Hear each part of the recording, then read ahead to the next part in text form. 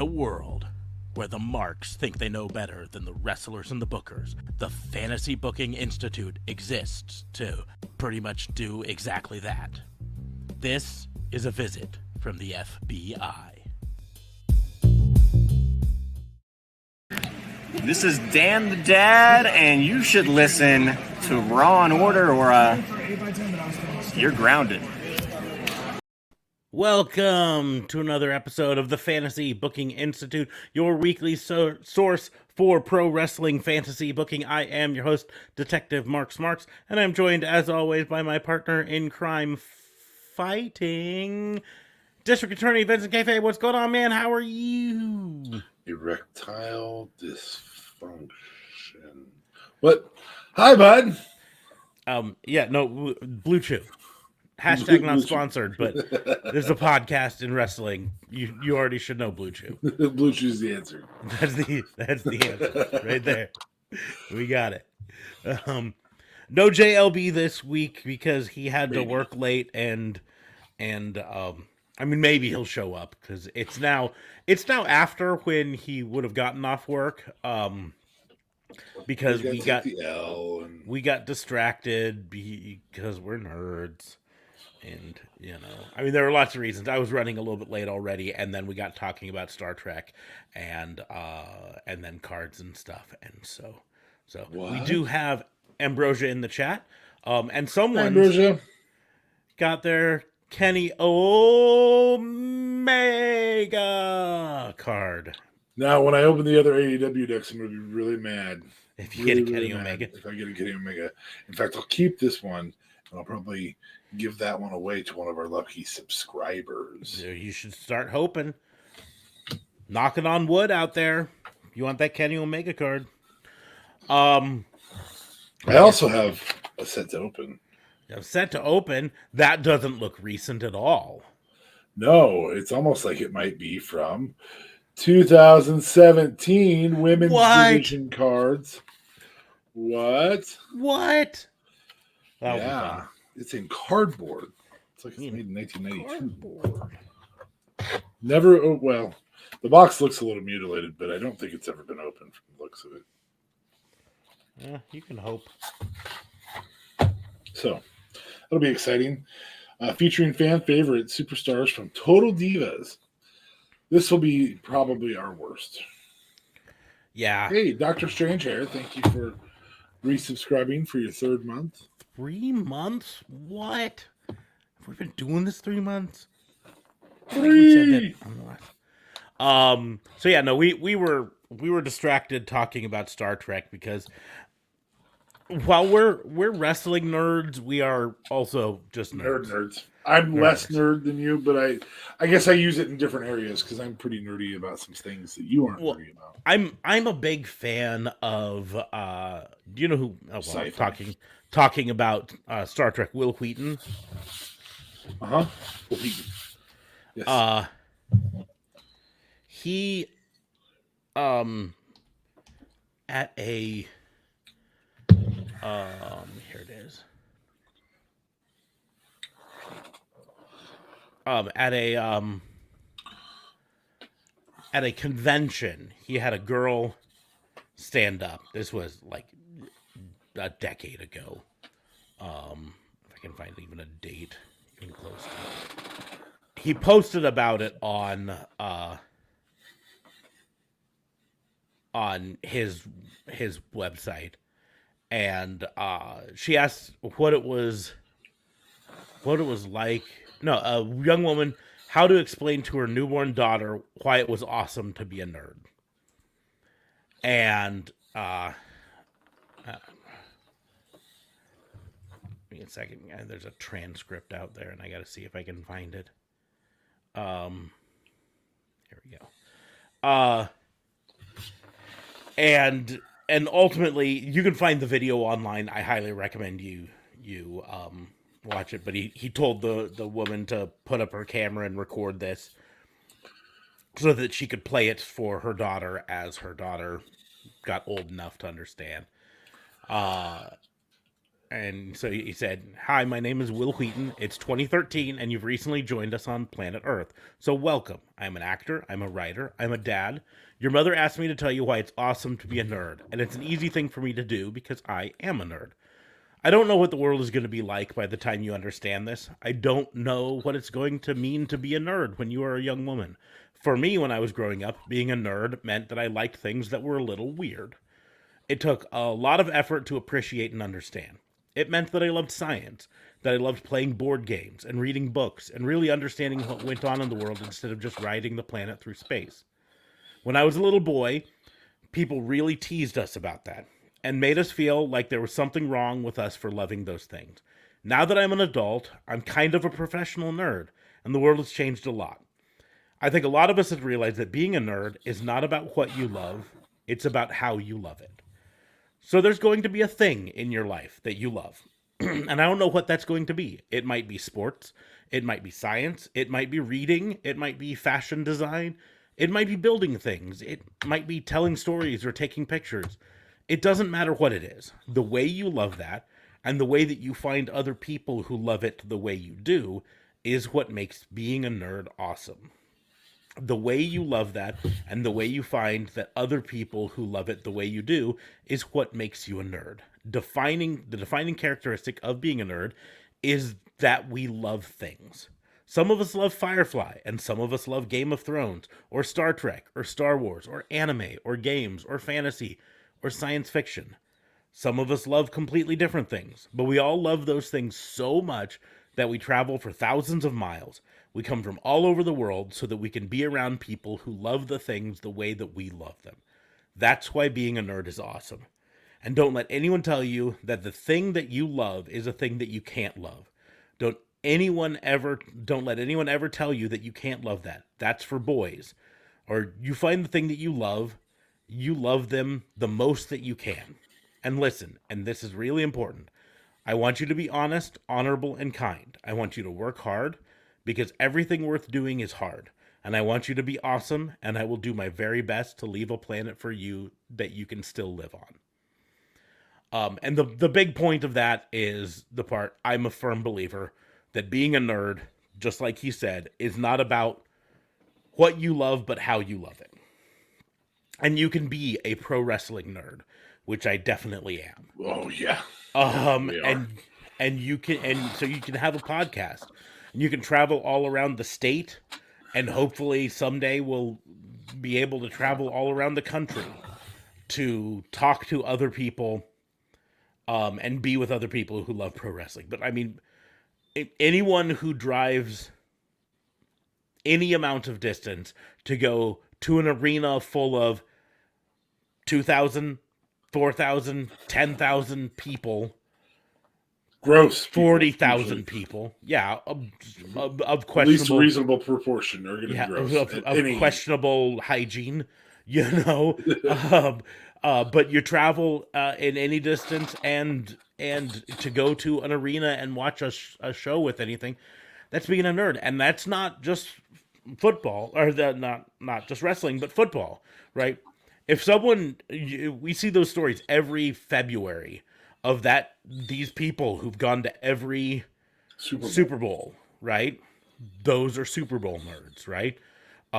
We all know someone who goes to every game of a certain team, or Home a and certain, away, or just yeah, home. home and away, or just the home games because they just can't afford to go to the away games, or those are that team nerds, or that sport nerds, right? Uh, If you would eat ramen for a month to be able to enjoy the thing that you love, that's a really good sign. Regardless of what it was, if you would eat just the worst, not tasty, non nutritious food to be able to have yeah, the money I to don't do even it, think it necessarily needs to go quite that far. If you would rearrange your entire schedule yes. just to go to this thing, then you're a nerd for that thing, If right? you would adjust your wedding day because it Um, happens on that day. yeah. Uh, and so there are absolutely football nerds out there. There absolutely are basketball nerds and baseball nerds and soccer nerds and hockey nerds. And there may even be hockey nerds that are often on this podcast, you know. Um, and I know that because JLB Is a likes little bit. hockey. He's not as much of a nerd for that as he is for other things we do. Yeah. And there are movie nerds and television nerds and sci-fi nerds, and also, and the thing that it's the one thing There I are wish. Tetris nerds. Hey, Ambrosia. The one thing that I wish Will Wheaton got into a little bit in that is that you can absolutely be a nerd for more than one thing. Nerddom isn't just about being entirely about one thing. Because I'll point out, like, I've got a bunch of wrestling stuff behind me, right? Wrestling figures and programs and autographs and everything. But I'm also going to point out, you might not be able to tell from this, but right up there is a signed George Brett baseball. And then all around it are Funko Pops from various different movies from my youth. And then, that's Malcolm Reynolds right there from Firefly. That's Rorschach from the comic book Watchmen. There's Scott Pilgrim. Over here, that's Napoleon Dynamite. And there's Napoleon and Pedro next to him. I am a nerd for a lot of things. I am a big ol' fucking nerd. I'm a big ol' fucking nerd who every year goes and buys himself a new hat for a football team that sucks. Because the first season that he didn't buy a new hat for them by the start of the season, they really sucked. And so his fucking nerd brain decided that he's the reason because he didn't buy the hat in time. And that's obviously true. It's obviously true. Yeah. Because they haven't had a sucky season since. Correct. Then. Correct. I mean, for my team, the good luck charm happens to be Tua this year. Yeah, they tried their hardest to make sure that he wouldn't be, but all the games that he's played, they win. The games that barring the Cincinnati game where he went down the second time, it was in the first quarter, so they lost that one. Anyway, so it is a fantasy booking night. I do have my fantasy booking. I also have my fantasy booking. Would you like me to go first or second? Well, mine's going to be relatively in-depth, and I have to modify it since it's just the two of us, because originally I was going to do it away between you and JLB, but with no JLB here. So is yours going to be in-depth, or? It's relatively non-in-depth. Okay. It's in fact, it is one single match. But it's a match that would take a little bit of work to build to. Okay. Well, let's start with yours today, because like I say, mine's going to be relatively in depth. All right. I'm going to bust out these cards, go through all 40 of these real quick. Let's do it. And mine is women's wrestling related, so it's kind of fun that these cards are the ones we're opening. And was that like a set, or was that one set? So it's a full set. It's a box with 40 cards in it. It may not be. I don't know. 40 sounds about right if it's entirely women from 2017. So this one is No Mercy. It's a No Mercy Nikki Bella, and it exemplifies when she beat Carmella at No Mercy. This is Charlotte Flair. The date on it being 12/16 of 17. I'm sorry, 12/18 of 16. Sorry, and this is when she beat Sasha for the women's title in a 30-minute Iron Woman match. We got Mickie James, 117 of 17. And this is when she was unmasked as La Luchadora. This occurrence is from NXT. It is Nia Jax beating Bailey on 5/18 of 16. This is a icon card. WWE Miss Elizabeth. R.I.P. This is a SmackDown card. This is a announcer's card for Dasha Fuentes. Who now is an announcer for AEW. AEW. This is that wonderful dancer that went along with Fandango. One Summer Rae.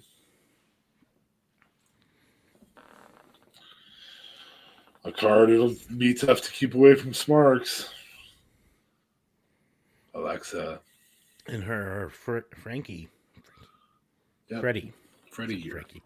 I am not working with a full deck tonight, I think.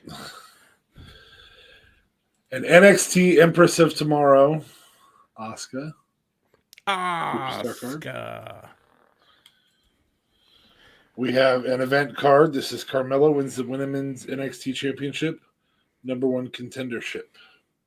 Carmella.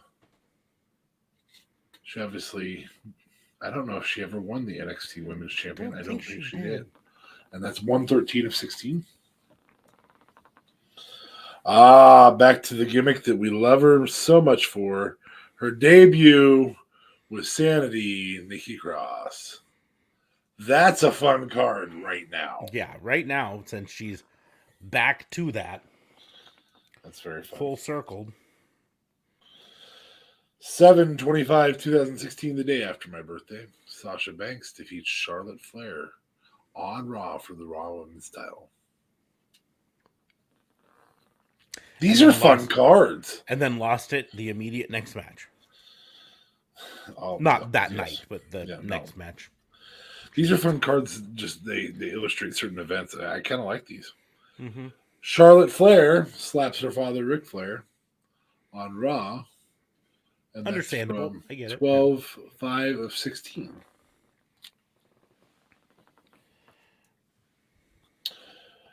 Defends their title in a steel cage match, 1/17 of 17. Who do you think this woman is?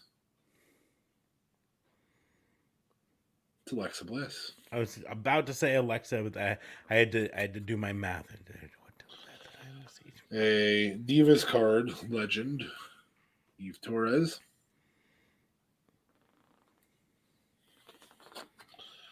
Wrestler superstar card, Carmella. Back before her gimmick sucked. And that's her SmackDown card. I hate her current gimmick. Yeah, I don't like it either. I loved Mela is Money was a great one. Mela is Money is good. The Jersey Princess of Staten Island. Nia Jax, Raw card. Ooh, this is a moves card. This is their move specific card for Alicia Fox, the Northern Lights suplex. The not so exciting K2 performed by Kelly Kelly.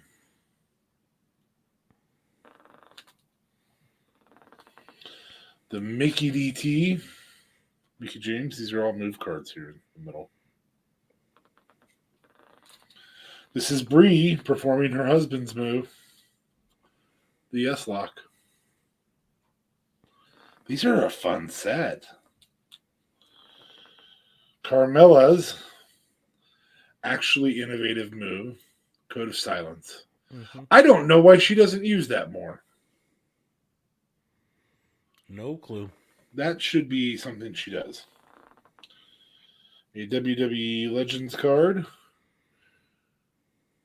Judy Martin.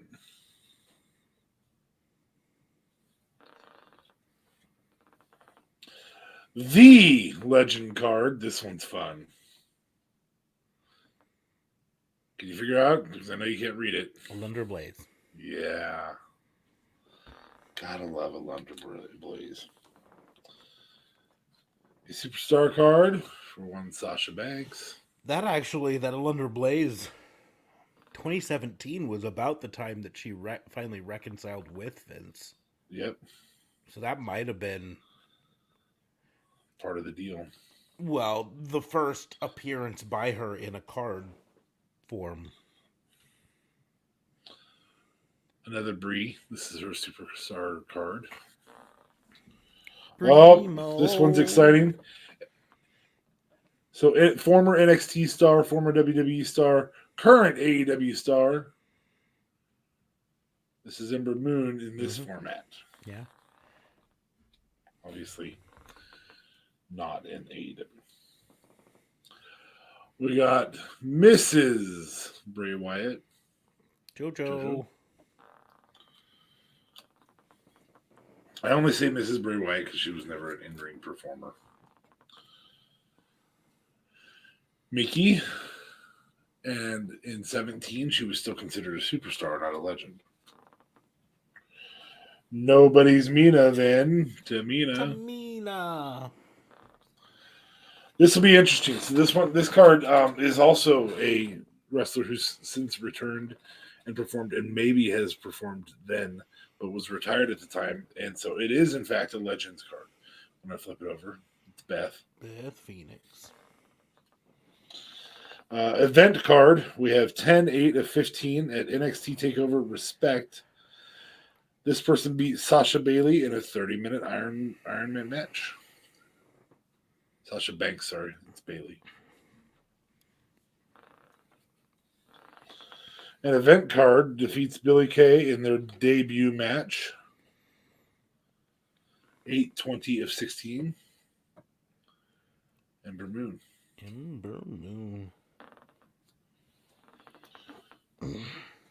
Returns and leads her team to victory at SummerSlam. 8-21 of 16. Nikki Bella. Is that the first Nikki in that set? I think that was. No, I think the very first card was a Nikki, wasn't it?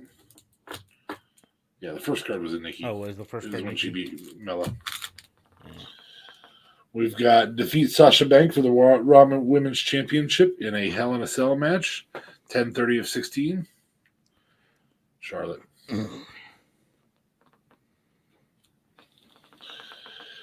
We have admits to attacking Nikki Bella. Natalya. I don't know that I'm all that excited about that. Did she say, I did it for The Rock? An event card debuting on NXT. Man, she moved to the main roster fast. 8-25 of 15. This person beat Becky Lynch, debuting on the roster. I'm sorry, she beat Becky Lynch, Charlotte, and Dana Brooke all that night on NXT. Currently in WWE, was not for an extended amount of time. Tenille Dashwood. Emma. Mm-hmm. We have the worst women's champion of all time.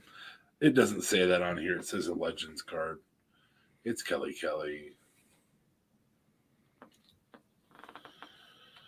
We have the second worst women's champion of all time, Natty Neidhart. And that's her superstar card. And we have another Emma card, superstar. And this one, she actually dresses like Tenille Dashwood. So this is Emelina.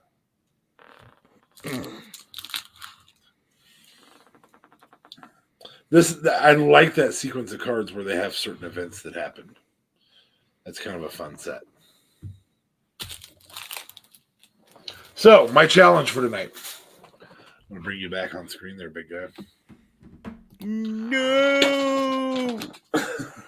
My challenge for tonight has to do with women's wrestling. You might have noticed today that after this week's announcement that there would be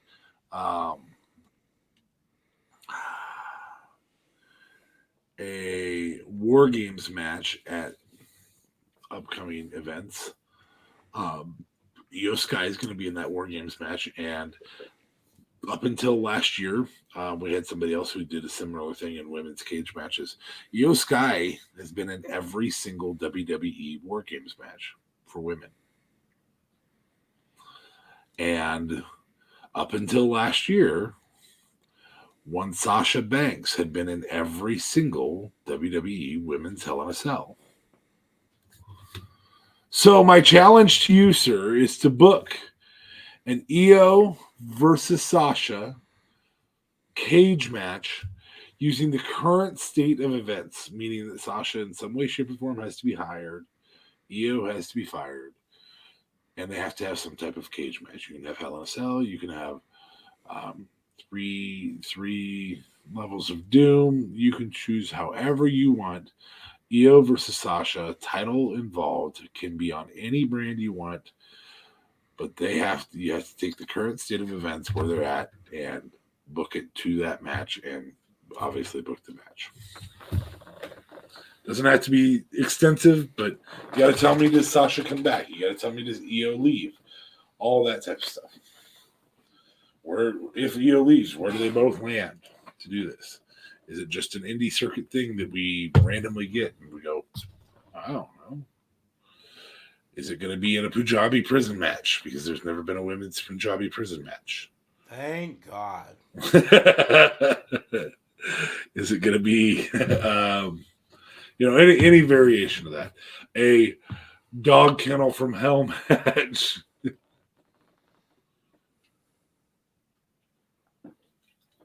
Are you inventing like Eric Bischoff did the Elimination Chamber? Is it going to be the Lions Den match? You get to pick, but it has to be some type of cage structure, and it has to be those two wrestlers, and you have to get them back on the same company together somehow, preferably for a title. I'm gonna come off screen and let you do your thing. Trying to figure out what the best way to do this is. I mean, I could have done the turkey fight. You sure could have. Got to be honest, I was expecting it next week, so. I will be at Mickey's Christmas party next week on Tuesday.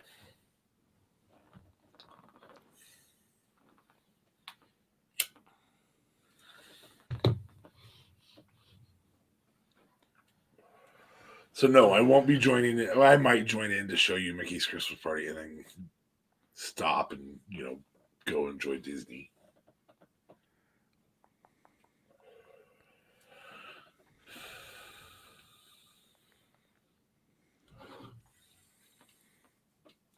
I'm just trying to think of how I want to do this because, in all honesty, as of right now, I don't expect Sasha to be back in WWE. Nope. Sure don't. I know there's still a lot of speculation that she's still listed on the internal roster, yada yada yada. I think things are broken enough between them, and it does not look like. I think whatever happened that it was not resolved a month and a half ago. Yeah, and there's been no movement since, as far as that. Yeah, and more specifically, I don't think Trips has put a lot of focus on it. It sounds to me like he's basically given up on mending that fence. But I also don't see them cutting Io Sky anytime soon. No, I understand. That's the difficult part of the fantasy booking. So I'm trying to decide how I would do this. If you want to open a forbidden door, you're more than welcome to. It is fantasy booking.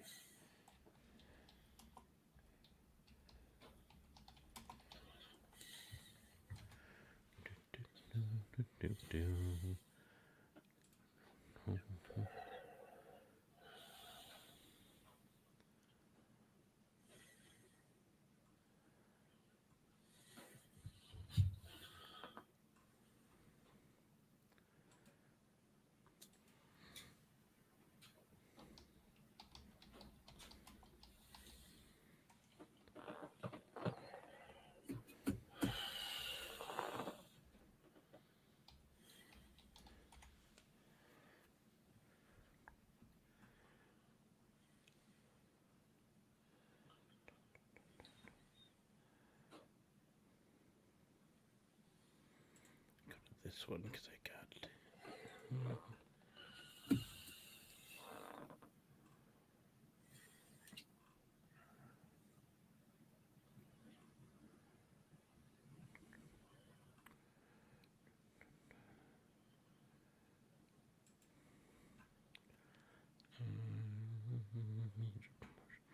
Okay.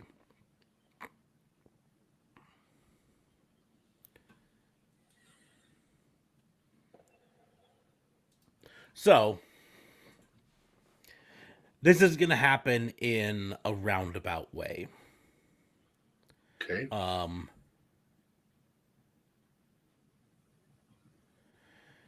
We know recently that Shinsuke Nakamura has been approved by WWE to wrestle in a Tokyo Pro Wrestling Noah, match against the Great Muta in his final tour. I think that it only makes sense for them to also approve a few women's wrestlers to wrestle in a Tokyo Joshi Pro wrestling match. Pay-per-view, we could even call it. So I'm thinking a Tokyo Joshi Pro, which is a sister promotion to Pro Wrestling Noah and DDT. So I'm thinking they are building up for a cross promo Forbidden Door sort of thing with it. So they're going to send a few of their stars. They're going to have a invasion angle of Damage Control into Tokyo Joshi Pro. Okay. They're going to come in and they are going to do it's not going to be just like a one-off match. It's going to be they interfere in a couple of promotions, couple of episodes, shows, interfere in some matches, eventually setting up a few matches for a pay-per-view, including a match where like have a really great match with like Bailey versus like Bailey versus Maki Ito would be fun. She's a freelancer, so she would work there.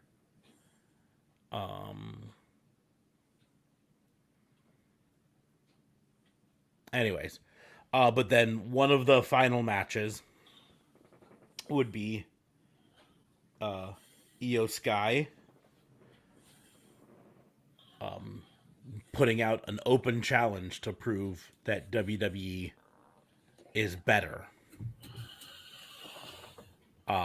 And her challenger, she's gonna be like, you can even pick the whatever we call it, stipulation. My brain's still not working at 100%. I'm telling you this. And it's a whole swerve because it's to prove that WWE is better, and then both of the people in it are mostly associated with WWE. I think it's not that Sasha is part of Damage Control.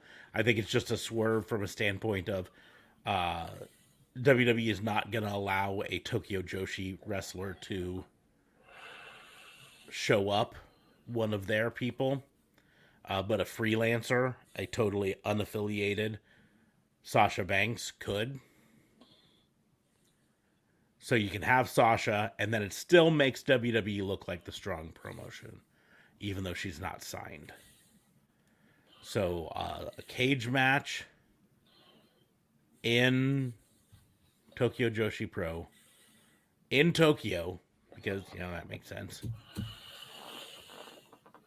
I gotta check here.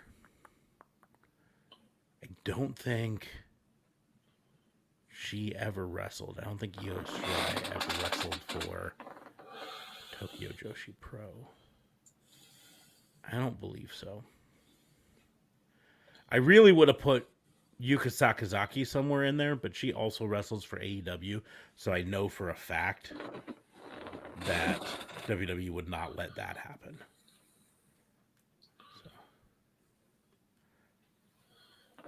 So Io Sky versus Sasha Banks. Traditional cage match. What's the rules? Probably traditional cage match. I don't think they typically do cage matches over there, so it would still be a spectacle. I do like the idea of her taking Io's feet away and making it a straight bar, like Hell in the Cell. Mm-hmm. What was the one that we saw recently where there weren't any ring ropes? Was that Lion's Den match? Lion's Den, yes. But that has a platform, so that would be again. Yeah, I think a straight cage match with a lid that takes a little bit of the genius of the Sky out of it, But And Sasha could even say, "This is just like a Hell in a Cell." Mm-hmm. But that's your company's thing, not my company's thing. Yeah. Even though in the end she's not going to that company anyways. She is. She's making it look as though she's coming back to wrestling, though. Well, yeah, that's what earlier today I'd sent to the group. Her company had filed for a bunch of trademarks, and this isn't absolute proof of anything, but it looks like her stage name is probably going to be Mercedes Monet. And that, like, because she trademarked Mercedes Monet, Monet Talks, Bank Monet, and Statement Maker. So Bank Monet is like the bank statement. You know what I mean? Statement Maker could be a variation on that. So I think, and I say Monet, it's Mone with an accent above it, if I'm correct. Yes, that was what it said. And so I'm assuming it's pronounced Monet instead of money, but Mercedes Money it could be maybe. And Money Talks and Bank Money, Statement Maker, but those all sound like pro wrestling things, not like she's setting up for a Movie record contracts deal or a movie contract deal. or whatever, because she wouldn't need these for a movie deal necessarily. Yeah, she could easily be Mercedes Vernado for any of those others. Yep. So that's why it looks like she could be just doing these to protect trademarks for something, I mean, we've seen that before. Didn't Carmelo once do something similar to that? Or Charlotte did a bunch of trademarks a while ago, and it prompted a lot of speculation that she was going to leave, and then it turned out, and now she's just fine. She just wants to make sure nobody can take it from her. Yeah. But anyways, that's trademarks can be cheaper than the money you would lose on a contract negotiation too. It sure would be. That's the deal. You just get might be sending a message that, hey, I'm going to look elsewhere.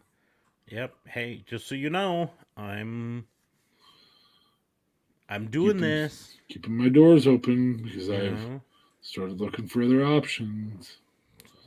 Even though they may, I mean, imagine Randy Orton trademarking the RKO. Mm-hmm. Yep. That's my initials. But you can, because it's his initials, and so WWE doesn't own the trademark on it. Yep. Well, or even yeah, more to a point, Jimmy Uso or Jay Uso trying to trademark names similar to Usos, but not the Usos, because the Usos is owned by WWE. But Us might not be, just UCE. Yeah. And so doing all that stuff to just send the signal, hey, we're not afraid to start looking elsewhere. And, to be honest, even though I'm not a fan personally of some of the things Jimmy Uso does, right? And I think we'd all agree he needs some help in some ways. If the Usos hit free agency, I don't care what company you are, you'd be dumb not to pursue them. Correct. You know, um, Well, and they'd be it would be a good idea to try and trademark something that at least makes WWE think, is there a chance I could lose these guys? yeah. So, anyway, straight up cage match, in Tokyo Joshi Pro. This also would be a way for Sasha to send a message to WWE. Listen, I can still go. I'm willing to work with you, but you gotta come to me a little bit, So okay. Yeah. I thought I'd keep it simple for you. Yep. Well, mine's not gonna be so simple, but originally I was gonna put it between you and JLB. With no JLB here, I'm gonna have to do it you and me. Okay. So, but it's simple. I sent a image to you earlier today. I'm gonna actually share it up on screen now so that everyone can see. This has been making the rounds today. Are we gonna do a fake Royal Rumble? Yeah, but we're gonna do it back and forth. Here's the deal. This Royal Rumble came out. It is almost definitely 99% certain this is entirely fan made. Mostly because like there are certain things in this that I think the big are kicker is huge red CM Punk flags. was originally going to enter at number 30. However, he was attacked by Brock Lesnar with three F5s and was unable to participate.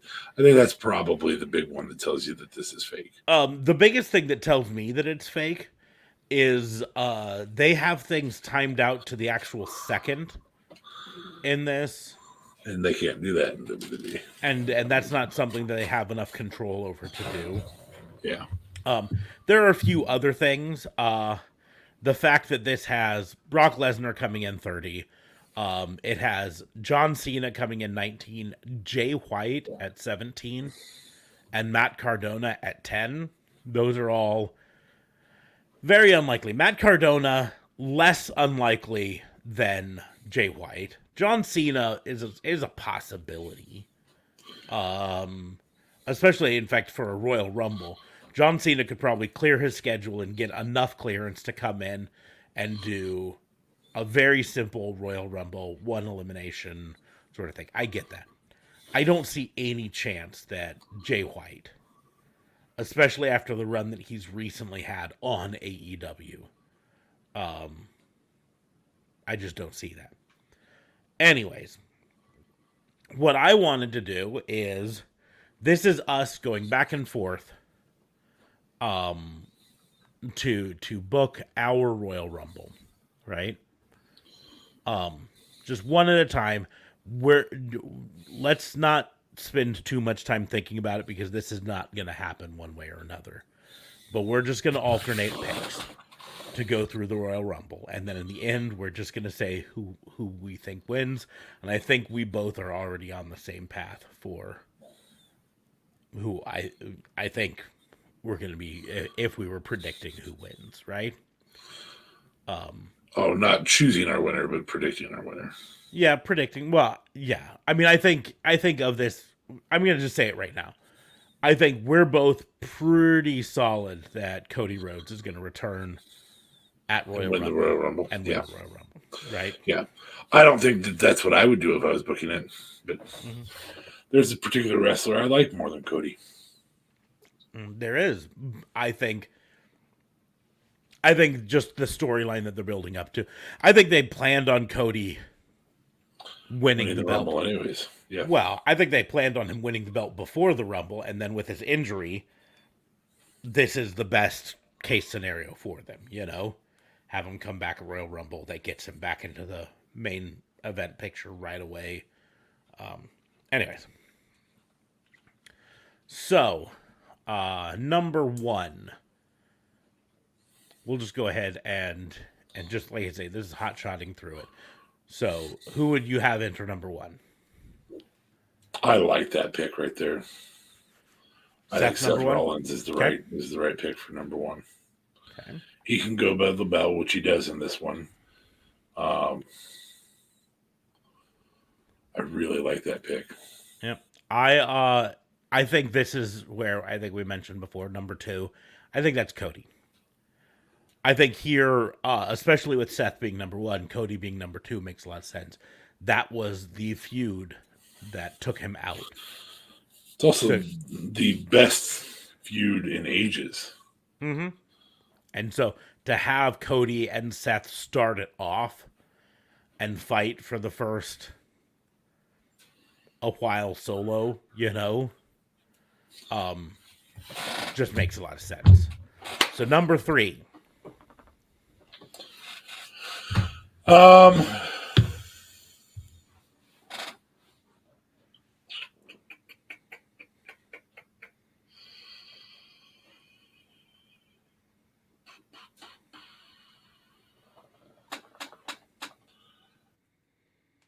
Sami Zayn.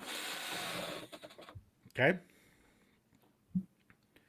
Evens things out a bit. You get a bloodline member in there. That's fine.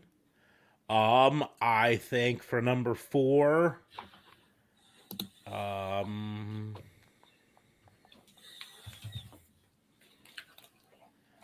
number four is a good time. Let's keep this growing a bit. So we got bloodline. Let's bring in AJ Styles. God, a lot of athleticism in there. Mm-hmm. Well, when there's only a few people in there, I think that's a great time for athleticism. When you start stacking up a lot of people in the Royal Rumble, athleticism means a little bit less. It's a good time to, get in your guy that needs to be thrown out easily. Yeah. So yeah. AJ. So that puts us going to number 5, right? Number 5.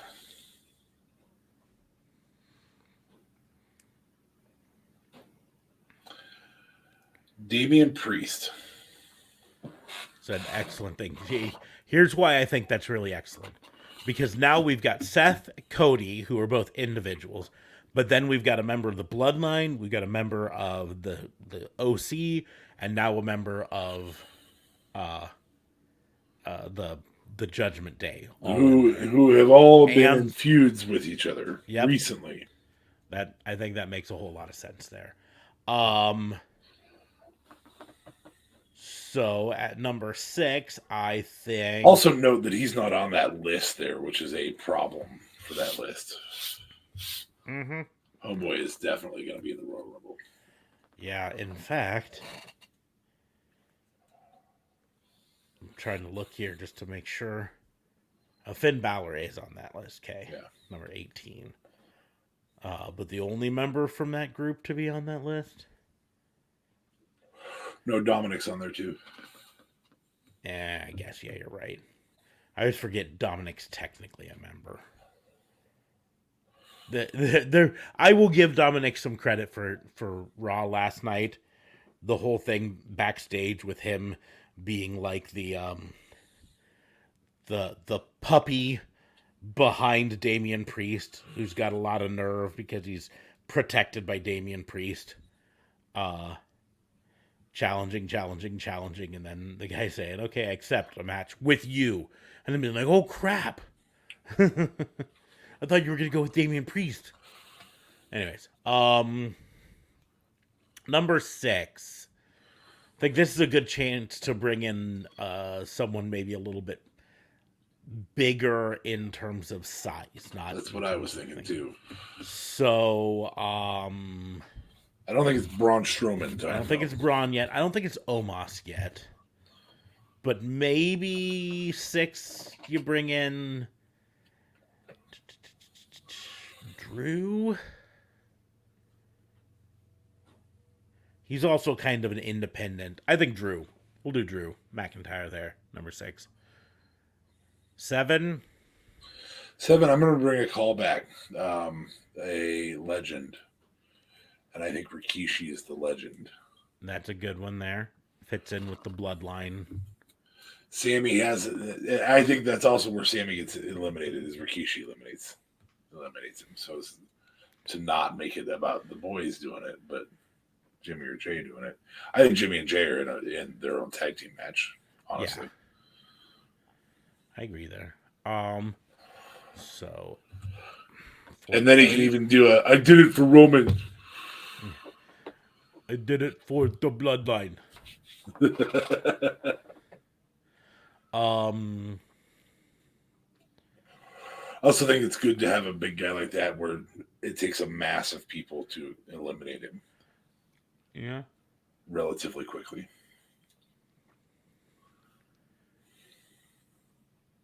I think there's a good point to bring in another athleticism. I think Johnny Gargano at number 8. I had him a little later, but yeah, that's not a bad move. Yeah. Number 9. Um, Here, we'll zoom in. I'm gonna bring in Kevin Owens. Okay. Number 10. I think this is a good point to bring in another bloodline member. I think Solo comes in now. Reunites with Daddy. Interesting. And then they actually hug, even though Sammy's already eliminated. Mm-hmm. Sammy can be losing his shit at ringside. What?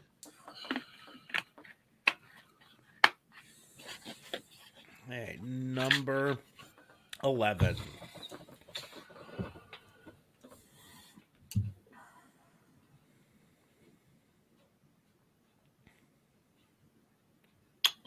Theory.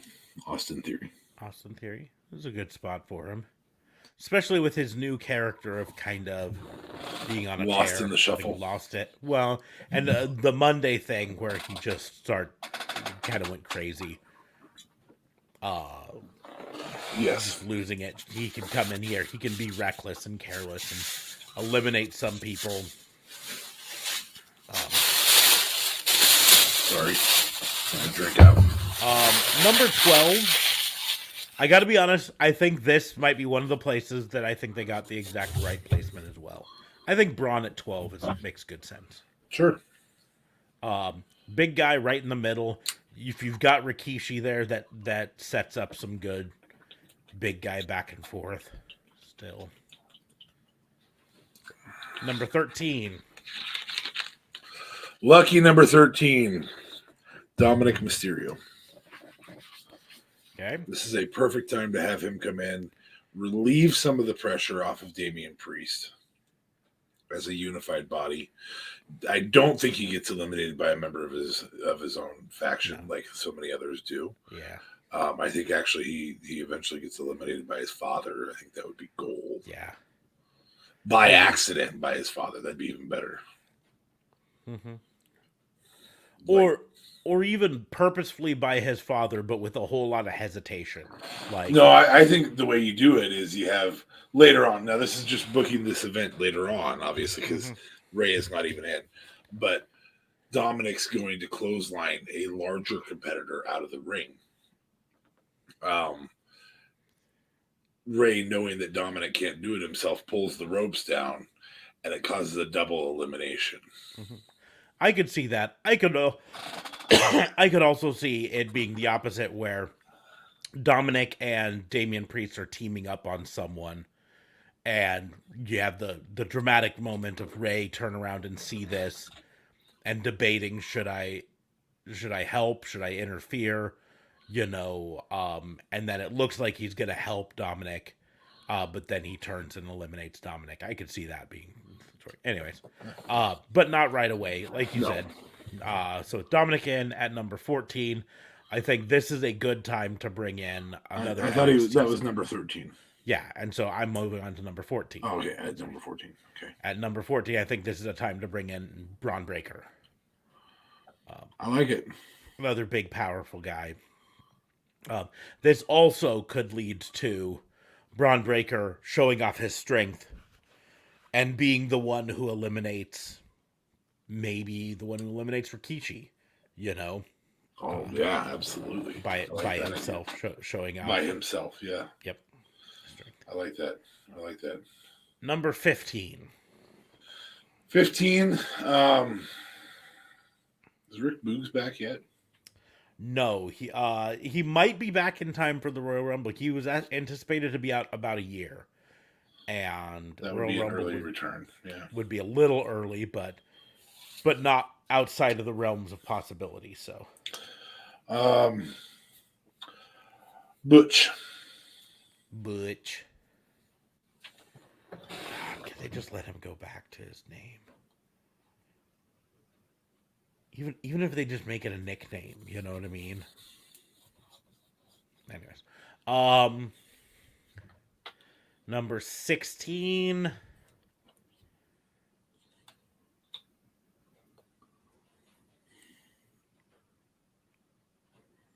Karrion Kross. I think that sounds good at 16. Yeah.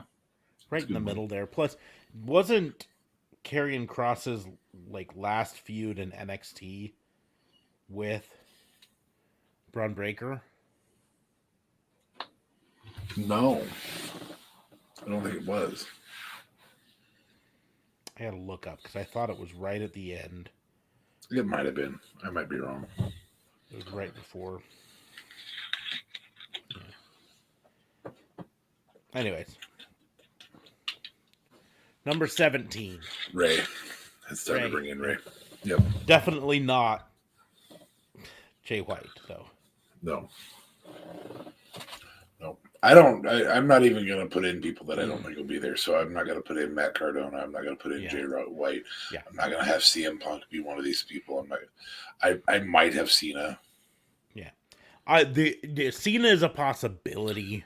Like I said, it's not unthinkable that he could clear his schedule up enough to have a brief 5-minute long appearance and elimination at Royal Rumble. That's not outside of the realm of, but I don't think there's a chance in heck. It's Ciampa. Ciampa was Braun Breaker's. That's what it was. Yep. First feud. But I don't think there's a chance in heck Jay White shows up. Period. Right? Nope. I think. Frankly, I think there's a better chance Kazuchika Okada shows up than Jay White, and I don't think Kazuchika Okada shows up either. I just think that Kazuchika Okada has appeared once on AEW, and it was a year ago. Jay White has appeared recently on AEW, and I think that's going to be the stopping point there. Anyways, you said Ray, right? Correct. Yep. Okay. 18. This could be a decent enough point for Finn Balor to come in. Yeah. I think that's fine. Then you have Dominic. And I truly think Damian Priest, Dominic, and Finn Balor could all be in the ring at the same time. Yeah, go on an elimination tear. They could be the ones who team up to eliminate Braun. Yeah, at number 19, coming in right behind there is going to be Edge, and the reason I have Edge come in here is I think that's the way you eliminate. So Dominic gets that elimination. or gets eliminated right here at the Finn Balor point. So Finn Balor comes in. Dominic's trying to clothesline a person or whatever that setup is. Gets eliminated. Edge comes out at that point, right after that elimination, that double elimination by Ray. Comes out, looks like he's going to congratulate Ray, and then kicks him in the nuts and throws Ray out. Because Edge is the ultimate opportunist, even if it's his friend. Yeah. So then at 20, I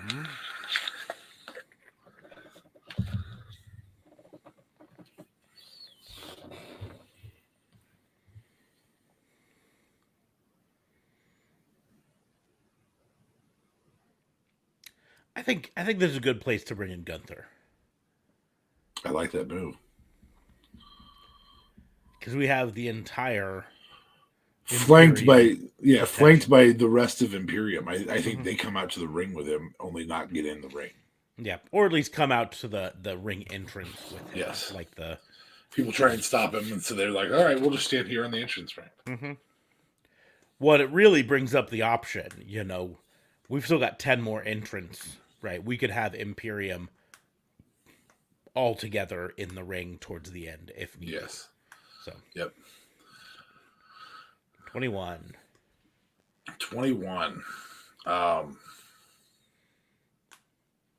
This is Sheamus coming out and joining Butch. No, this is Ridge Holland. I want Sheamus to come in last to that group. Okay. So Ridge Holland. 22. I think that could also be a pretty quick elimination for Gunther. 22. Good spot to bring in Carl Anderson. We'll do Anderson here. So now we potentially have AJ Styles and Carl Anderson in together. Sure. I mean, we're not specifically doing point-by-point elimination, so we could, if we were to go back and do this, have AJ Styles already out, but who knows? Yeah. But having another member of the OC in there makes sense, so. 23.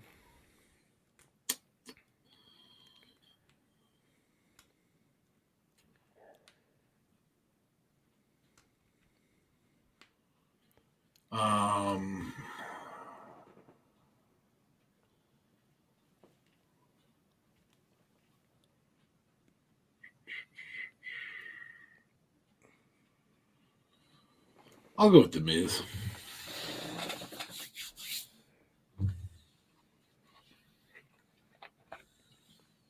Excellent. 24.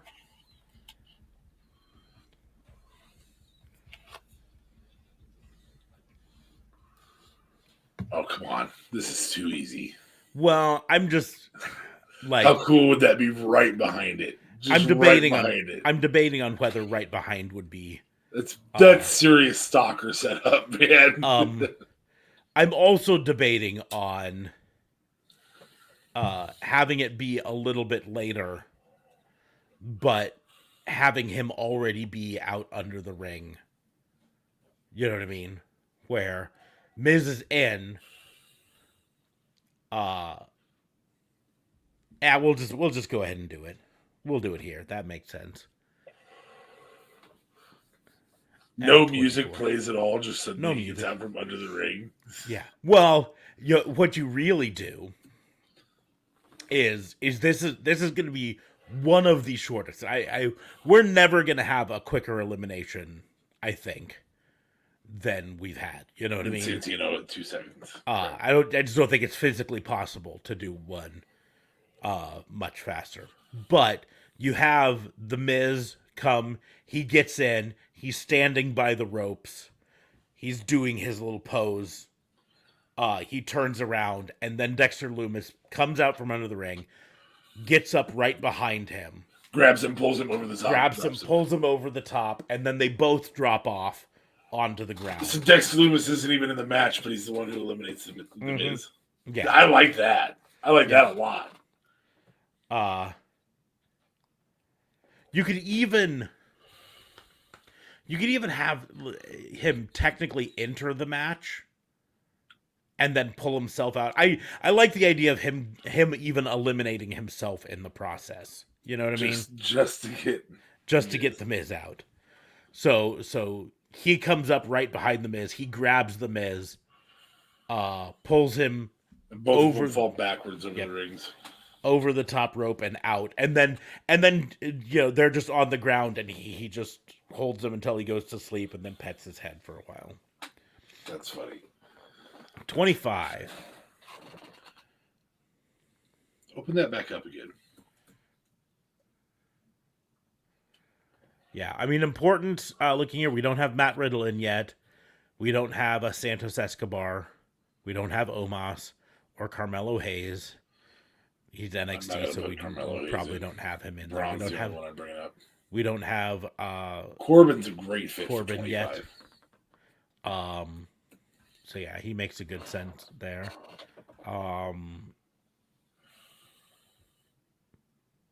Those might be the only ones from up above that we don't have yet. So you're saying 25 Corbin? Makes sense for me. Have JBL come out with him. Have JBL's music be what plays.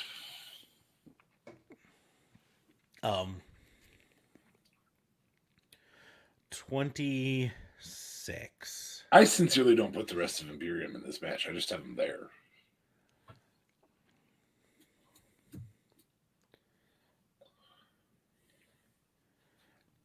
I'm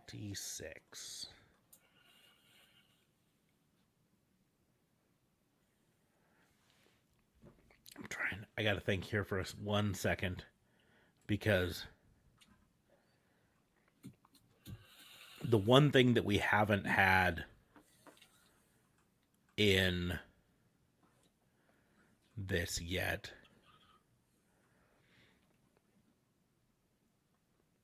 has been a really good. Oh fuck!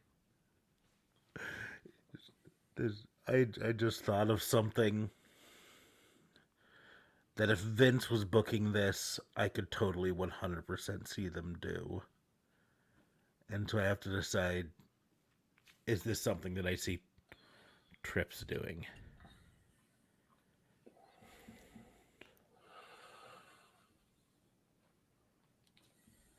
I'm gonna say no. I'm gonna say no. I talk myself out of it.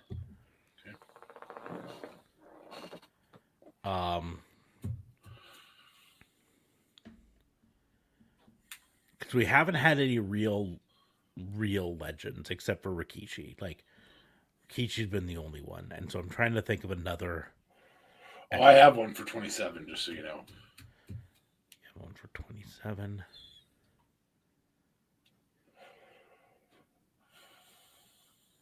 I think that I think I've got a legend to come out for 26 and not last very long at all. But he mostly comes out for the entrance. I think it's ready for the whole train. Okay. We have the Godfather come out. Okay. And he mostly just comes out for his entrance. Here's the deal: it's like it's at least semi-obvious to me that WWE, that Trips is leaning heavily into Attitude Era nostalgia in ways, right? Yep. And so the Godfather is a really good Attitude Era one. Bring him out. He's not out for long, you know. He's mostly there for the entrance and the pop, and then at 27. Charles Wright gets eliminated. Yeah, he's out. 27. At 27, the Bloodlines music plays. Of course, we know that Jimmy and Jay already had a match. So we're a little confused. Mm-hmm. We know that Roman isn't going to get into the Royal Rumble. It is Dwayne "The Rock" Johnson comes out to the Bloodlines music.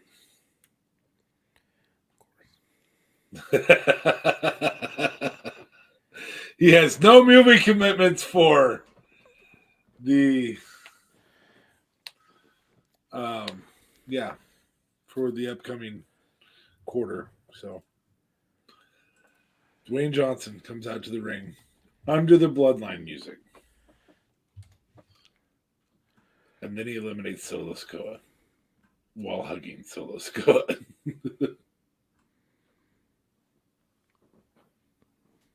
Okay. He's also going to be the second to last competitor. Meaning he So gets a free shot at the Elimination Chamber as a contender for the Elimination Chamber. okay, so 28.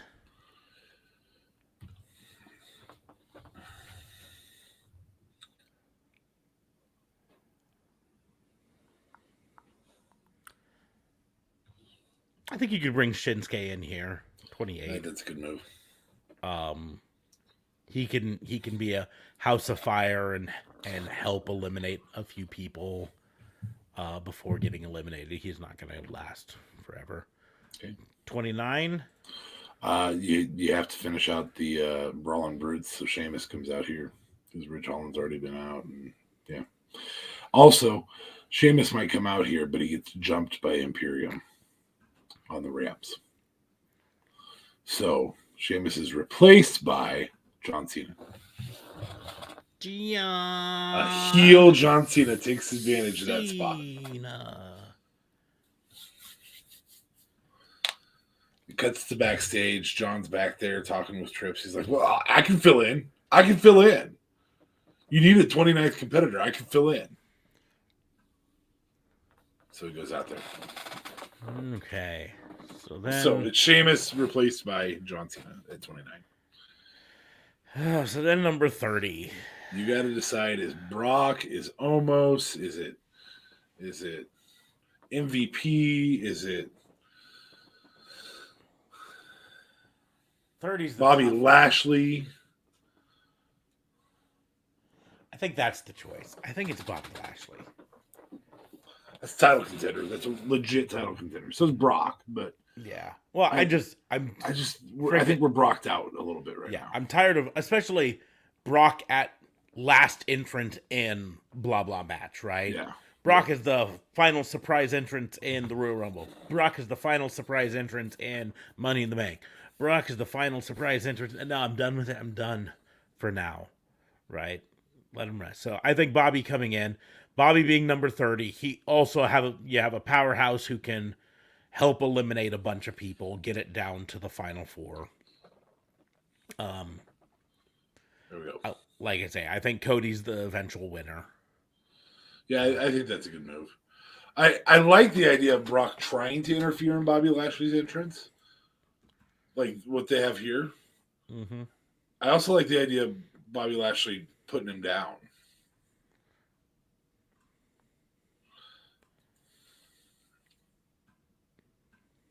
But I like the idea of Brock trying to sneak in and throw Bobby Lashley out over the top rope. And Bobby Lashley puts him down in the middle of the ring, and several of Brock's enemies attack him so that he can't get up back up again.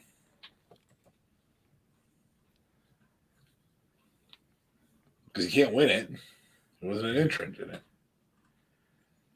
Yeah. Yeah, that's fine. I'm fine with them teasing it. Oh yeah, I want the tease. Brock starts to come out. I would love, especially if they really want to build up to Brock versus Lashley, the electric boogaloo or whatever you want to call it. 3, so the third one versus them. Anyways, you could have Brock come out to the entrance ramp and then Bobby Lashley come out behind him and put him in the Hurt Lock. Till he passes out. Till he passes out, and then Bobby Lashley goes in instead. And then you've got a feud there with Brock wanting to redeem himself against Bobby Lashley. Actually, would be let Sheamus make his way into the ring, and Brock come out. Cena jumped Brock the way Brock has jumped Cena in the past. I'm sorry. Have it be Cena who's coming out. That's what you do. Have it be Cena who's coming out at 30. Brock jumps Cena the way Brock always has. and then Lashley comes out, puts the Hurt Lock on, makes him pass out, and Lashley. So like a triple. I'm taking this 30th spot. All the while, some actual eliminations are happening, while Lashley won't release the hold, and Cena's out cold on from an F5 on 2 tables outside or whatever.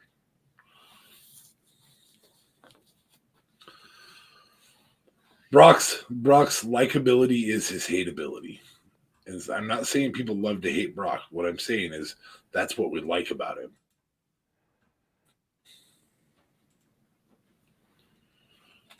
And I think there's a difference there. Are you there? Yeah. Nope, I froze again. Yeah, you're frozen, but at least on my side, but I can still hear you. I froze again. I'm sorry. I don't know what you heard. I can hear you the entire time you're frozen. Okay, cool. Your picture freezes for me, but your audio continues to come. So cool. Okay. As long as the audio still comes through. So anyway, that's fun though. I feel like we left somebody out. I mean, even if you open this up, but I think as we did this, we realized this left people out. Yeah. So, I will point out, just to play the naysayer and things, the report that The Rock didn't have any movie or TV commitments for Q1 of 2023 is almost 6 months old, and since then he has announced 6 different movies that are in some form of pre-production, including a Red Notice sequel. He's currently filming a movie that's expected to go for at least another month, as well as the King Kamehameha movie that he's in, San Andreas 2, Jungle Cruise 2, Doc Savage, and Big Trouble in Little China. He can go out there to lose. He also is, importantly, co-owner of the XFL, which will be in its inaugural season at that point.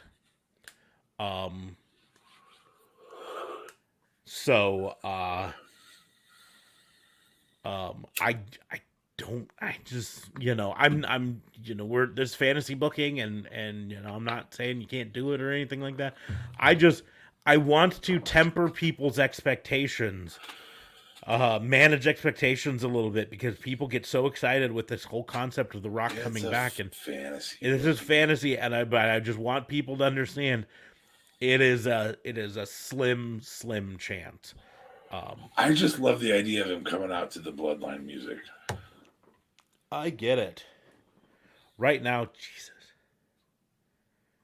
According to IMDb Pro, he's also got these projects in development that aren't to the point of like getting scheduled, but Alpha Squad 7, Ball and Chain, Joe Henry and the Statesman, Smashing Machine, Untitled Dwayne Johnson action comedy, Untitled Larry Hillblom project, Boost Unit, It Takes Two, Last Resort, Muscle Beach, Racing Dreams, SEAL Team 666, Take My Wife, Trescent, Unstoppable, the Anthony Robles story, Untitled Genghis Khan project, Untitled Jerry Bruckheimer Dwayne Johnson project, Untitled Kate Warren biopic, Untitled Scorpion King reboot, Untitled Wrestling comedy.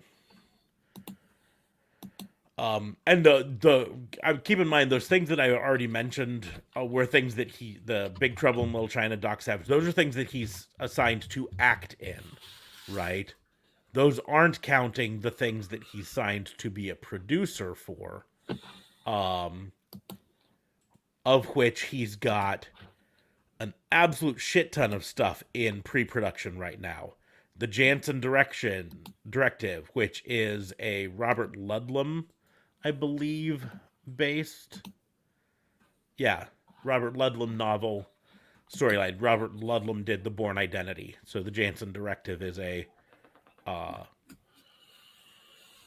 Bourne Identity sort of movie, which Dwayne Johnson not starring, executive producer. Not Without Hope, a documentary that he's executive producer. 4 Down, Emergency Contract, Son of Shaolin, Teddy Bear. So he's got he's got a lot of stuff on the table. He may potentially be the busiest person in Hollywood. Big JC, I'm sorry to tell you this, but your no swears did not come through. Sorry, guy. Well, let's see here. Let me check, because here's the deal: is it comes through on this chat, but it doesn't. The thing doesn't notify me. So let me check and my little thing board rewards request and Oh,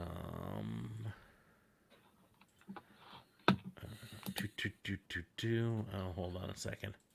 I got a rewards request. I never accidentally marked from the last podcast because I didn't get them marked. Because we did a lot of. Oh, look, right there at the bottom. No cursing. So, for the next 10 minutes, which will be most of the rest of this podcast, no cursing. Starting, we'll give it until the minute break here. We got to play a game of some kind, right? No cursing now. 33. It's a lot easier to do when yeah, when we don't have JLB here to mess for it us up. to go, what the is wrong with you?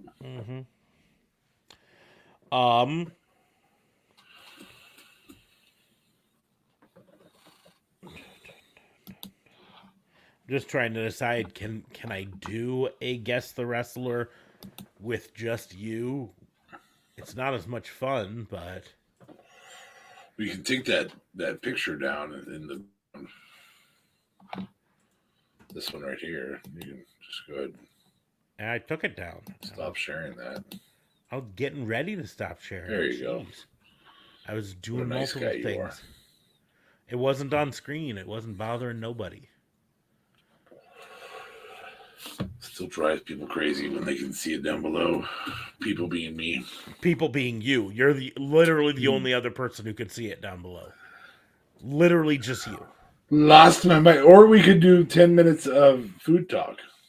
Because we could do. Or that is something I nerd out about, is food. Or we could go back to nerding out about Star Trek again. We really enjoy making these exactly an hour and a half or 3 hours. Here's the deal, right? I'm gonna mention Star Trek again because we were talking about it beforehand. There are currently 4 Star Trek series active right now on Paramount Plus, and 5. Prodigy. I wish I could show you how the screen froze for me with your face, because it's a turn on, to say the least. Am I doing this? Yeah, I mean, not that close and not so approaching. It was in the middle of the word 4. Am I turning you on? Do I make you horny? Do I make you randy, baby? Yeah, do I? Mm-hmm. I bet I do. Always, my friend. Always. Especially when I talk about Star Trek. Trek of Stars. Enterprise. Warp Factor 5. Yeah. Anyways, yeah, no, currently online there's Star Trek Discovery, Star Trek Picard, Star Trek Strange New Worlds, Star Trek Lower Decks, and I think Star Trek Prodigy is streaming right now. Prodigy, they're really being pretty brilliant about their Star Trek strategy right now. Star Trek Strange New Worlds and Discovery. Are you back? Can you hear me? I've got a lovely bunch of coconuts. Hello. Hello. There you are. Okay. Star Trek Discovery and Strange New Worlds are both prequel-ish to the original series. Discovery's got twists to it. Star Trek Picard is a sequel. Star Trek Lower Decks is sort of concurrent ish, but it's a comedy, animated comedy. And Star Trek Prodigy is actually an animated uh, children's show, sort of. So they're really, I think they've got this really broad strategy to hit every demographic that they possibly can with Star Trek to engage the old fans, the current fans, and then get some new fans. I think that's pretty brilliant. Um, but, anyways, you want to talk food talk? I got some food talk to talk about. Wendy's. Talk to me about foods. Wendy's has new sandwiches and sides, seasonal. It is the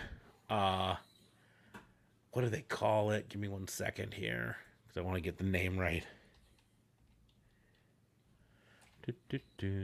Wendy's. Because they're new. They're new. The Italian mozzarella chicken and Italian mozzarella hamburger. They're so good. And the chicken today. It is a garlic butter bun. Garlic knot bun. Okay. It is either the chicken or the burger with a slice of mozzarella cheese on it, and then a deep fried mozzarella patty,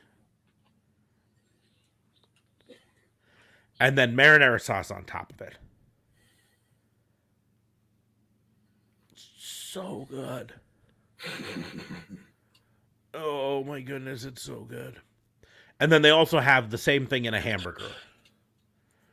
So,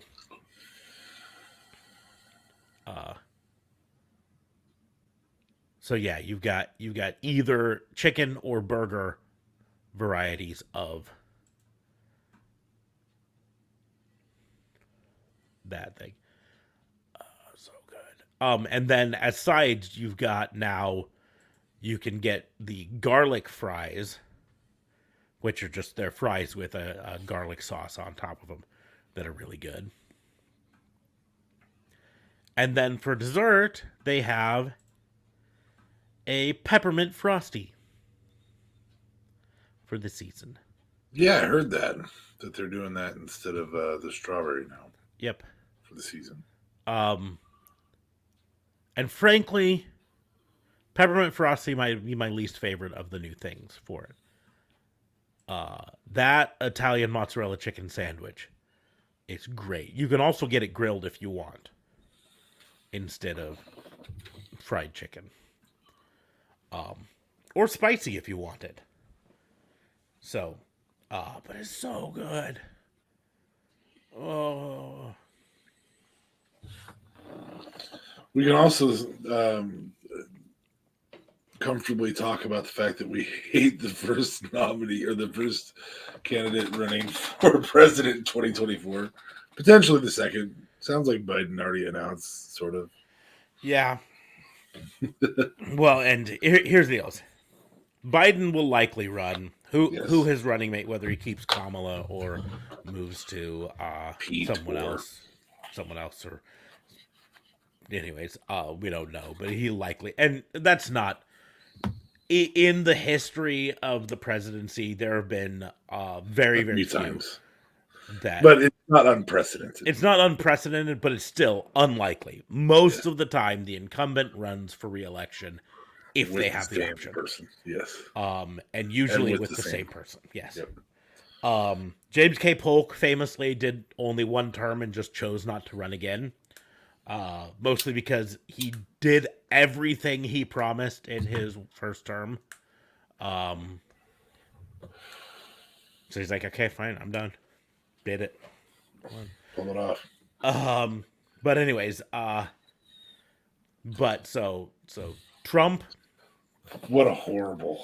I mean, the dude just fights with people. Just He does, and I want to Argues for point the sake out of argument. It's stupid. I want to point out that almost every one of the people he backed for Secretary of State in their respective states I lost. can't hear what you're saying, but go ahead and keep talking. Almost every of the candidates that he backed for the House lost. Not all of them, but almost all of them. His track record with this election alone, this election cycle, Everything post 2016. yeah. 3 election cycles he's just been horrible with. Well, and my point is the people he's touched, not just him, but the you know, in the actual election, they've all for the most part failed, right? Yeah. You know, governors, Secretary of State, House, Senate, the people that he backed for the most part lost. I mean, Right? here's the deal. Some of The- them the close, legit some of them thing not. Is there's about 15% of Republicans who want him to run. Those are the as Biden calls them, ultra MAGA or the Proud Boy group of people. And about 80% of Democrats want him to run because, quite frankly, he's extremely beatable. Extremely beatable, especially when he behaves the way he's behaved, well, for about 2.5 years. Yeah. I will debate that characteristic on Democrats for one reason. Almost every Democrat I know doesn't want him to run, not because we don't want or don't think we can beat him or all of that stuff. Almost all of us don't want him to run because we want him to see him disqualified in the first place, and potentially in jail. So, but that's beside the point. That's a different thing altogether. But yeah, no, I think he's a bad candidate. But here's the deal: he's a bad candidate from your side, especially. Chooses bad candidates. He chooses bad candidates himself. He's a bad candidate, and most likely, you are going to have a battle going on into your primary between him and DeSantis. Likely. I mean, it sounds like Pence is announcing as well. Pence probably, but right now, here's the deal. Pence is going to get some of the old guard Republican backing. Yeah, he's right? not gonna. DeSantis is the current Republican Party. Yeah, and that's the deal. So here's what you got going into your primary. You've got DeSantis, who will get more backing from current guard Republicans. You'll get Pence potentially with old guard Republicans, but you're going to get Trump then splitting that vote all around. Yeah, I think what legitimately happens, unfortunately, is if Trump does run, and he is, if he doesn't drop out on his own, and he loses, then all he's going to do is run as an independent and split the ticket. Yep. And if he wins, he'll alienate half the nation as he already has, you know. Yep. I think you're right on both of those. And if he stays in long enough, it'll just the only way, I think the only legitimate way to beat him is to have him just get his ass handed to him by one candidate, so that there's not 7 or 8 breaking it apart. You would have felt this way about some of your preferred candidates before Biden became the candidate. Hey, some of y'all need to drop out so this person has a chance. Yeah. I mean, in the end, it's why the primary season exists. But the problem I see with primaries, just in general, I wish both parties would understand this more, is when the public sees you for the first 6 months of your campaign tearing down people on your own side. Yes. And being torn down by people on your own side. It's not like they forget it. Yeah, and then now you're the candidate. Yeah, they don't forget that, right? The politicians have to forget it. Mm-hmm. But they don't. I mean, at the end of the day, the public still talks about Kamala calling Biden a racist. Yeah. And the public just remembers, and there's always going to be those people in the public who are like, I can't vote for insert candidate because they said insert mean thing about my candidate. Yep. Or I can't vote for insert candidate because insert other candidate on my own side said something mean about them, right? And And so, Trump is a megaphone for that. yeah.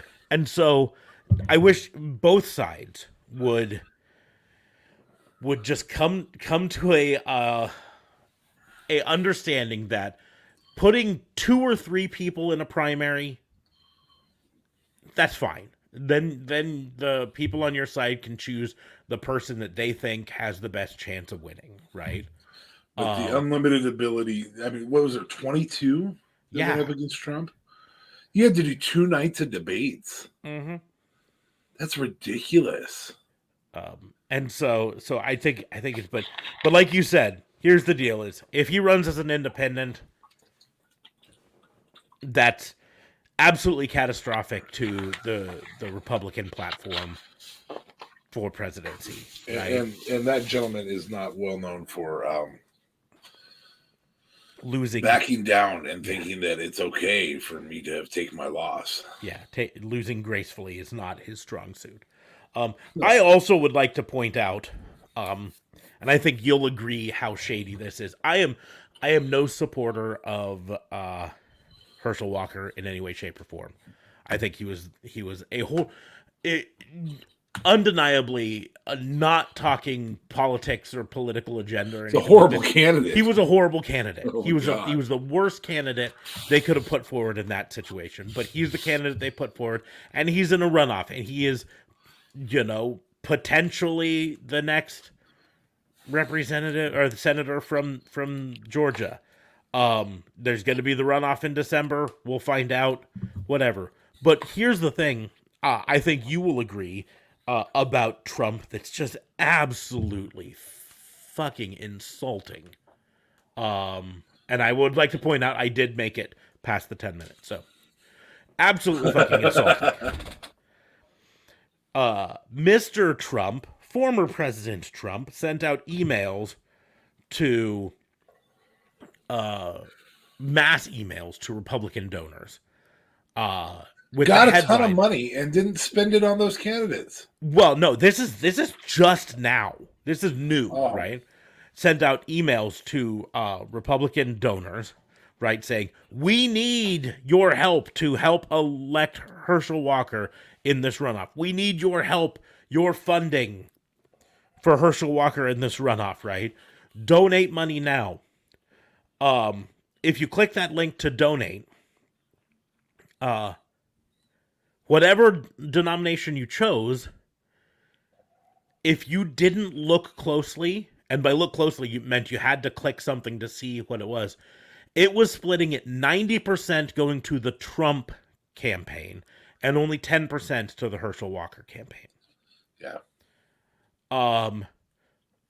That's fucking grift is what that is. He put a lot of those out pre this election and got some $150 million in donations for midterm candidates and spent 10% of that, 15 million, on those midterm candidates. While another guy you don't like, and that's okay, the Super PAC spent $230 million on candidates that they didn't handpick, that were picked by Trump and managed to get through a primary. Yeah, he can win a primary. The dude can win a primary for somebody. The problem thing is he wins a primary for the wrong fucking guy. Yeah, Dr. Oz for Blake Masters for Herschel Walker. I mean, dude, if you're gonna do it, fucking pick a winner at least. And Herschel Walker's the best example. Kerry Lake, that was a gubernatorial, but yeah it's still. Herschel Walker is the 110% best example. Yes. Of choosing a bad candidate. The guy might be relatively likable in person. I don't know, but man, just listening to him talk, you're just like, you are not a senator. Not only is he not a senator, I would say I don't think he's a good person, right? And we can take the abortion allegations and set them to the side because yes, they are allegations. There's Well, and at the end of the day, some people change, so I get yeah, that too. but there's some evidence behind them. I get it. And yeah, people change, whatever, right? But the fact that he allegedly paid for and more than even paid for, physically picked someone up and forced her to go get an abortion, right? She backed out, decided she wasn't going to get an abortion. He picked her up the next day, drove her there, sat in the car while she went and got an abortion, right? Allegedly. But let's set those to the side. He has a record for For holding domestic his violence. ex-wife hostage and putting a gun to her head, Yep. right? Um, that's on his record. That's the, he also ran on a ticket of we need to have fathers involved in their kids' lives. That's what's wrong in America is absentee fathers. And then during the campaign, it came out that he had Absentee children. three children that he was not involved in their lives, right? His own son came out against him during the campaign. His own son, who I think is not. I do not like his son. I don't. I wish his son hadn't had to go through the shit that he did. But that's like in the end, it's like he was a bad candidate from day one. If they would have vetted him in any way, shape, or form beforehand, they would have known he's a bad candidate. Yep. Well, and then Trump, the biggest, and yet somehow or another, he is still winning the vote of a bunch of ultra conservatives, despite the fact that he literally embodies very little of what they value. Evangelical conservative. Yes. That said, I think the definition of Trump came out just before the election. And I think that is this phrase right here. If they win, I think I should get 100% of the credit. And if they lose, I don't think I should get any of the blame. Verbatim. But we know that's not how the media is going to do it.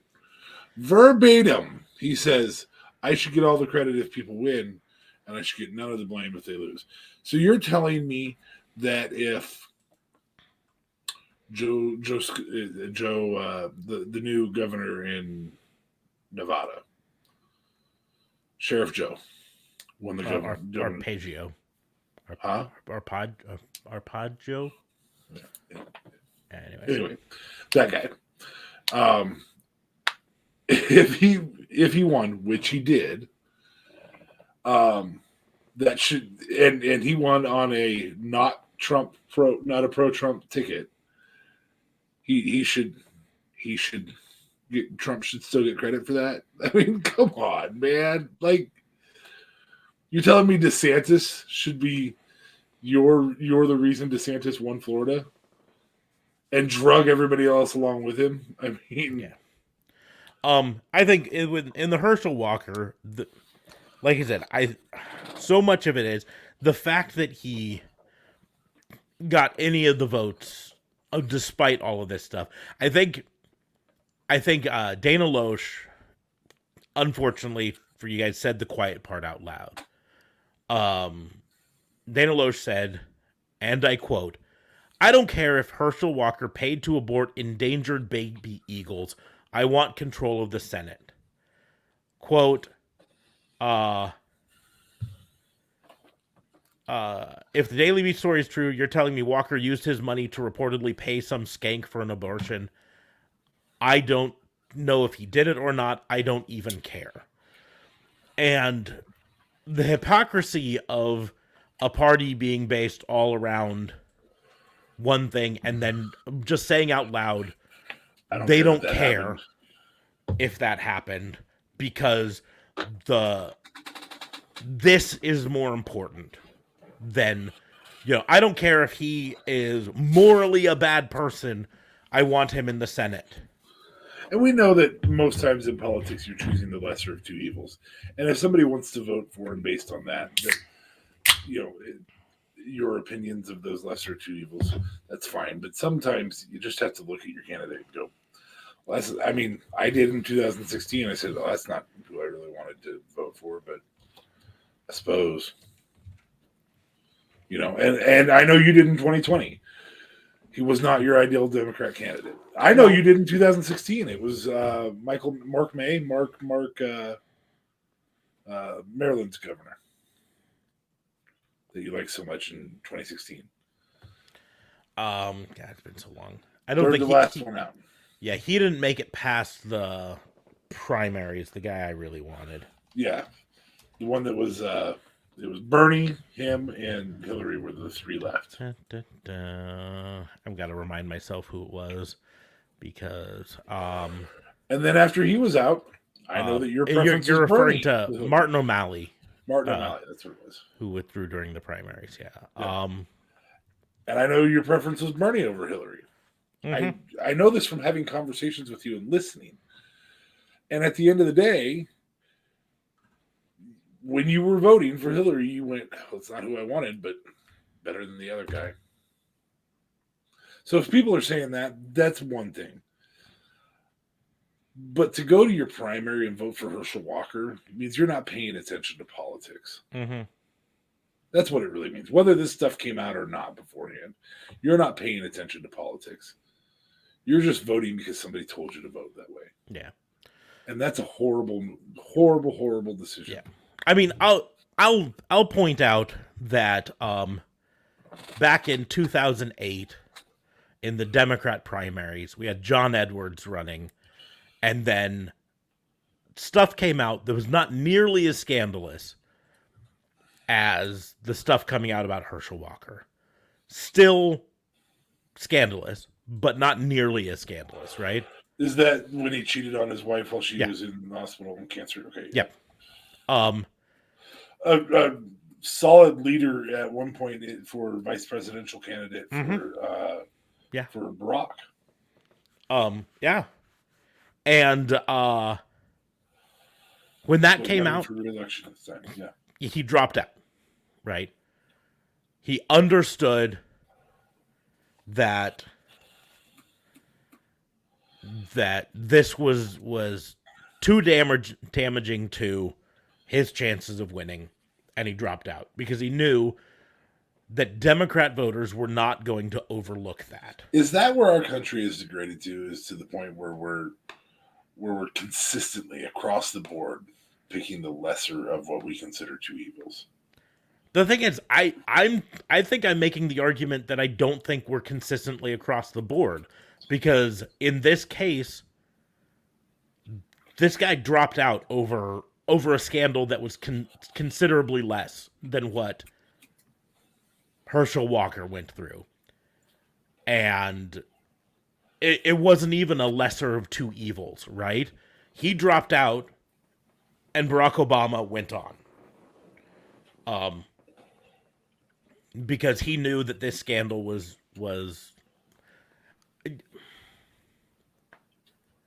we had a Democratic senator, representative from Minnesota,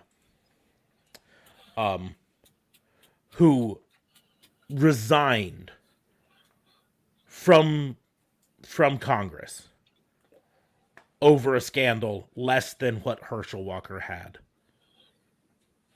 Yeah. And he full out resigned. It came out, and it was nowhere even near the Herschel Walker scandal, right? It was prior to him being in Congress. He was a stand-up comedian. You know who I'm referring to, Al Franken. Mm-hmm. He was actually already in Congress when that happened, though. Nope. When it happened, the he was in Congress, but the scandal was from prior to it. It was from when he was on tour. Yes. And so that's my point, is the scandal happened the stuff that happened prior, Yeah. right? And then it came out while he was in Congress, right? But I'm going to point out again that the scandal entirely was based off of inappropriate behavior, not criminal behavior, right? And not even moral behavior, right? He was a stand-up comedian at the time on a USC, what do they call it? USO tour, over at a military base, and a picture came out that a soldier took of him.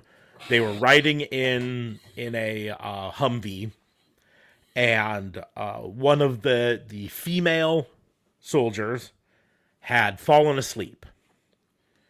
And in the picture, he is pantomiming groping her. He is full 6 inches above her, not even close to touching her. He's looking at the camera and smiling and everything. He's goofing off, right? Mm-hmm. He did not grope her. He did not assault her. There were no allegations of any impropriety, right? But this picture came out and people demanded that he resign, and he did resign from Congress over it, right? Mm-hmm. That is way, way lower. This isn't even a lesser of two evils thing. He resigned over this.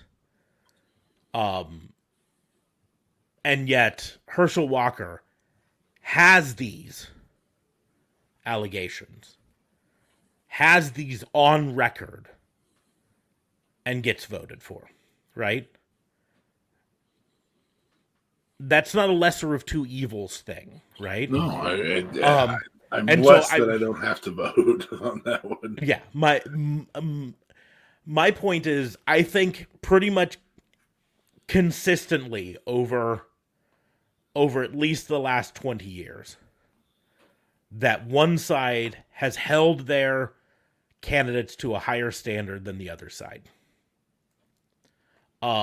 We've got a presidential candidate who then won president despite being on record talking about using his power to coerce women to doing things, right? He is on record stating that while he was the owner of the Miss USA and Miss Teen USA pageant, that he would just walk into the women's dressing room and they couldn't stop him because he's the owner. And excuses were given for it. And I think if that same thing had happened on the Democrat side, he would have been out as candidate. They would have forced him to resign as candidate. Historically, we've seen that happen on the Democrat side, and recently we have not on the Republican side. Herschel Walker is a perfect example. If that same story came up about a Democrat senator pressuring a woman into getting an abortion that she did not want, right?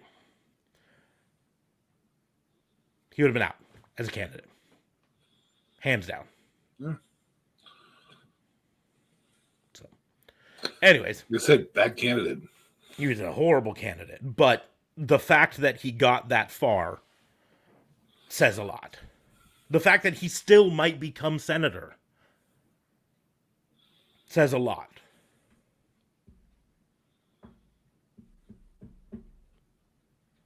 There's going to be a runoff. And he might win. And he's a bad candidate. It's not lesser of two evils here situation. Is a bad candidate versus a person that you don't like politically. It will, We live in an interesting time, to say the least. I I disdain the fact that this is that there's a segment of a population large enough to support Donald Trump, that Donald Trump could potentially ruin candidacies of reasonably good leaders. I'm gonna say something that I think I'm fortunate enough that not much of my extended family knows about this podcast or listens to it. And the people that I'm going to refer to definitely don't. I have cousins who live in Georgia. These cousins legitimately, their job for years, for a decade, was Christian media, was going around and making videos about the evils of modern hip hop and modern rock music. It's that their rock and roll causing all them problems. That the problem with society is that Christianity is not leading the way. And I know for a fact that these people voted both for Trump twice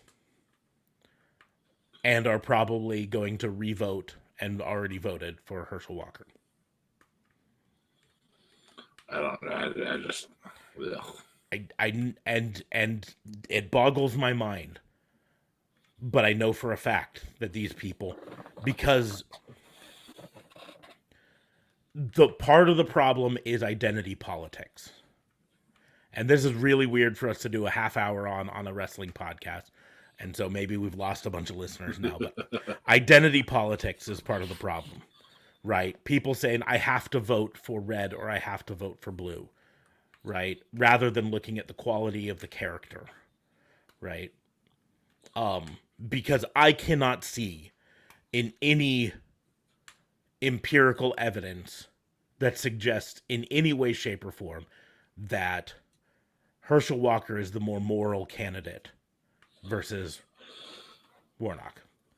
I think at some point you just have to accept the fact that all people are in some way, shape, or form not moral. That's. I mean, we all have to own that part of our lives. That said, I mean, there's a modicum of malevolence in every human being.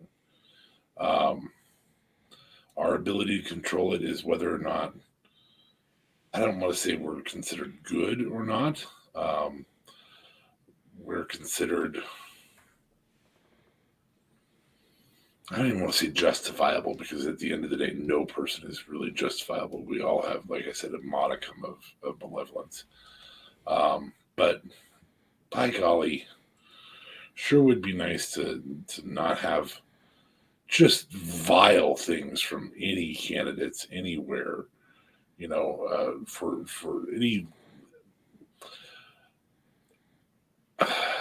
Tolstoy said it best: absolute power. I think it was Tolstoy. Absolute power corrupts absolutely. And boy, our leaders as in politics have shown the amount of corruption that.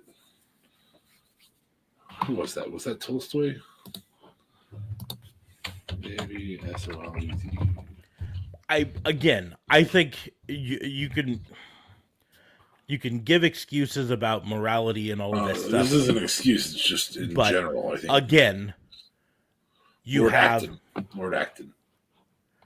have Herschel Walker, a spouse abuser, I said bad candidate. I'm still pointing out, versus a actual reverend, a pastor in a Southern Baptist church who's been pastor for 20 years. 20 years as a pastor. No scandal in his past. He graduated cum laude with a bachelor in psychology, right? He then went on to Savannah State University, earned his master's of divinity, his master's in philosophy, his doctorate in philosophy from Union Theological Seminary, which is affiliated with Columbia University, and then spent 20 years as a pastor in churches. That should be the recipe for cross-party support. Like, You and again, I both know being a pastor doesn't make somebody a good person. it does not, but that's where I then point I out also don't 20 think years with no scandals. I also don't in any way, shape, or form think that Herschel Walker is a good person. No. So, anyway, back to the food subject. Go to Wendy's. Get yourself one of the. I do it on your cheat day. I have to tell you that I don't get a whole lot of cheat days, but I can say that I turned my back on DoorDash because they wouldn't refund a portion of something they could not deliver. The restaurant wouldn't deliver. And like I talked to them numerous times, it's like, no, let me point out the ticket and how you guys didn't refund the delivery fee.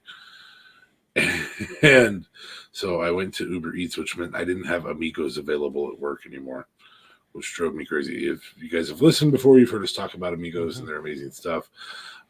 You also know that I am dieting and have lost a significant amount of weight, but not as much as I need to. So I lost my salad that I like so much from Amigos. Reasonable replacement. They put the rotisserie bites at Dairy Queen on a salad. And those rotisserie bites are really solid chicken. So, Have you had them? no, I have not. But I can I potentially make your day? What? You are an Amazon Prime member, correct? Uh-huh. A perk of Amazon Prime that they recently debuted, recently announced. Discounted Uber Eats? No, Grubhub Plus. Ooh, I'll have to see if there's Grubhub on in my And I area. know Amazon is not Amazon. I know Migos is on Grubhub Plus. I will have to see if Grubhub's in my area. Then I can just cancel my free subscription to Uber Eats for the time being. But I was infuriated with Amigos. Or with it wasn't even Amigos that I ordered. It's just the one I miss. I actually ordered the jalapeno popper bites from I feel like Burger King. I feel like you probably will be able to order from Grubhub in your area. Considering there are a lot of restaurants in nearby cities, Like Grand Island or something. Grand Island and Hastings both show on Grubhub. So, Cool.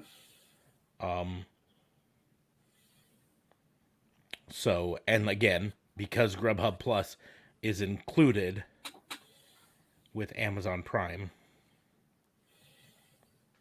all you have to do is you have to go to Amazon Prime